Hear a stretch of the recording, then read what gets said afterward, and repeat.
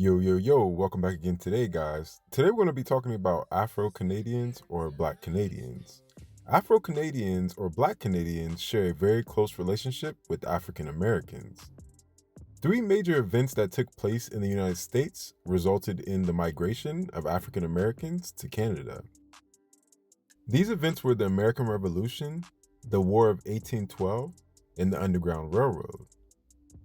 Over these three events, which spanned from 1775 to 1865, 35,000 African Americans would move to Canada.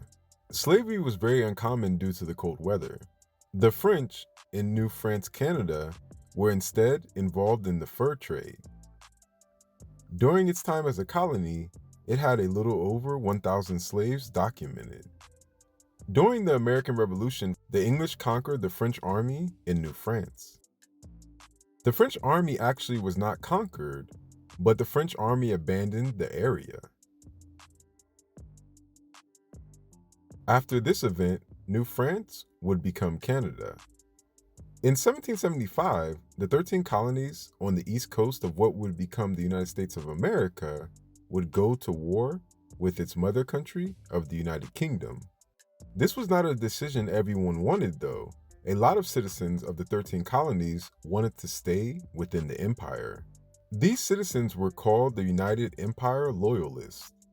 Examples of regiments that existed are the King's Royal Regiment of New York and the Butler's Rangers, who fought for the British. Around 30,000 Loyalists would leave for Canada and bring close to 2,000 African slaves. Many blacks were took and settled in Nova Scotia, eastern townships of Quebec, and New Brunswick.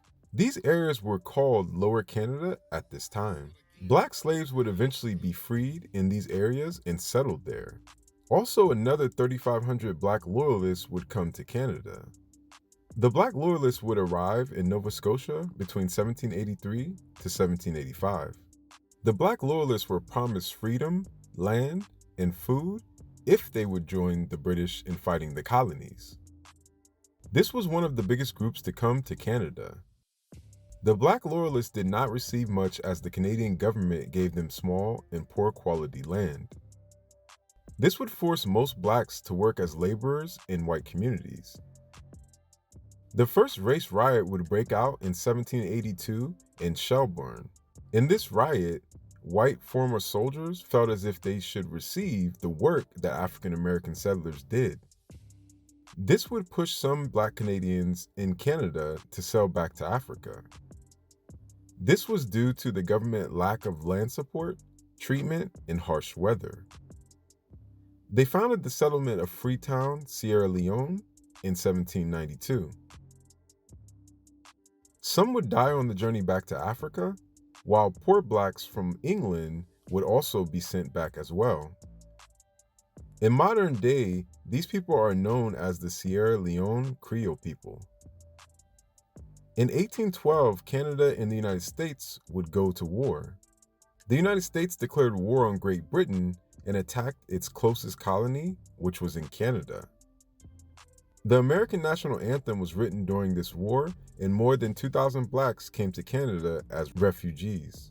During this time, Americans were not happy that the British did not withdraw all their troops from the Great Lakes region.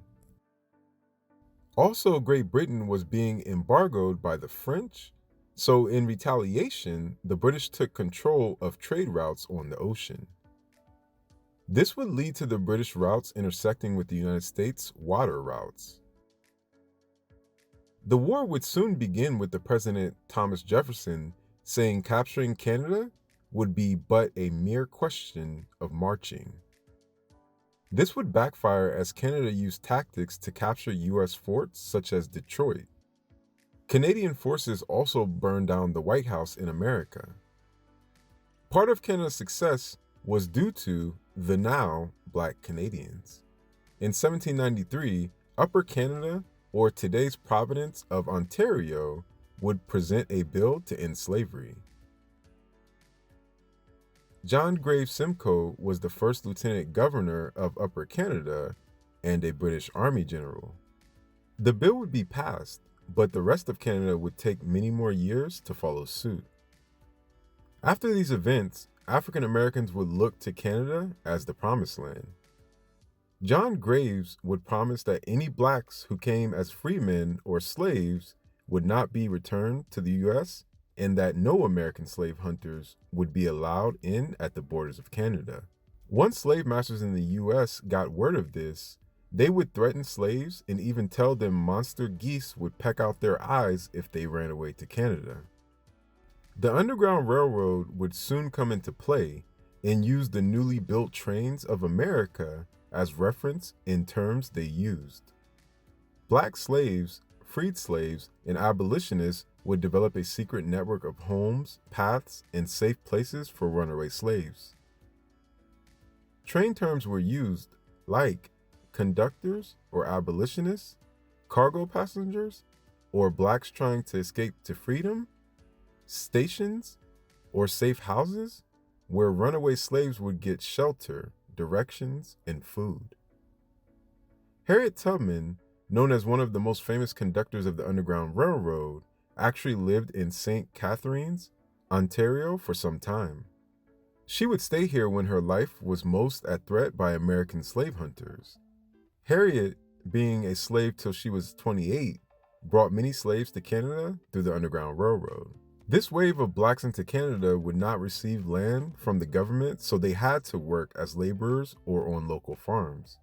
Even getting to Canada was not easy, especially in Detroit, USA. In Detroit, slave hunters would hide and try to catch Harriet Tubman and runaway slaves in the narrow entryway to Canada. There was an instance of a native buying an African American woman and having her for a little bit over 10 years. In 1796, Jamaican maroons would be shipped to Nova Scotia, Canada, instead of Lower Canada. This was due to some Jamaican maroons being defeated by an uprising against the colonial British government on the island of Jamaica. Prince Edward, Duke of Kent, wanted to modernize the city of Halifax at this time. So Prince Edward ordered the Jamaican maroons to work on the government house and citadel of Halifax. With this harsh new cold environment, the maroons spoke to their owners for their wish to be sent eastward or India. This was due to them understanding and wanting warmer climates. The British government discussed this with the Sierra Leone Company in 1799. The maroons were denied 2 times until the 3rd time they were accepted. In 1800, the maroons left Halifax and arrived in Sierra Leone, West Africa. The maroons would step into an uprising that was happening in the country with the Nova Scotia and London black resettlers, in which they were unhappy with as well. In the mid-1800s, Canada would not have Jim Crow laws like the United States, but at a local level, landlords, union leaders, businessmen, realtors, and local school boards had the option to segregate. In 1850, the Common School Act would impose this segregation in Western Canada and in 1865 in Eastern Canada in Nova Scotia. In Halifax, the black middle class successfully petitioned the school board to allow black children to attend white schools. At the same time in Halifax, some black Canadians would create another black community in the Africville district. This community had its own schools, post office, general store, and African United Baptist Church. This community would use black leaders from Ontario and Nova Scotia to volunteer and teach black students. The budgets for these schools were far less than the white schools. Nonetheless, pride was instilled into students of their African heritage. The Black Haligonians would name their principal meeting halls after Ethiopia Emperor Menelik II of Ethiopia, who beat the Italians in the First Italian-Ethiopian War.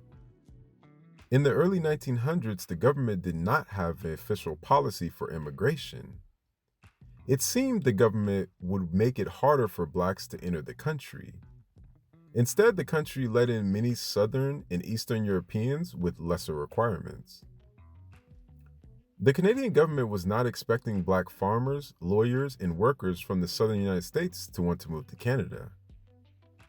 In 1911, a policy was made by Prime Minister Wilfrid Laurier, and it reads as follows: His Excellency in Council, in virtue of provisions of subsection C of Section 38 of the Immigration Act, is pleased to order, and it is hereby ordered as follows: For a period of 1 year from and after the date hereof, the landing in Canada shall be, and the same is prohibited of any immigrants belonging to the Negro African race, which race is deemed unsuitable to the climate and requirements of Canada.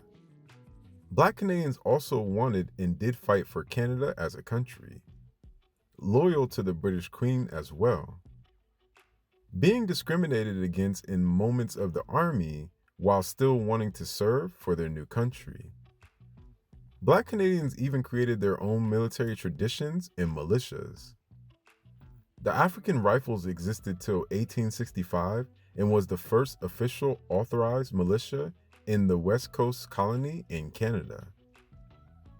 Up until the 1960s, majority of the Black Canadians came from the United States.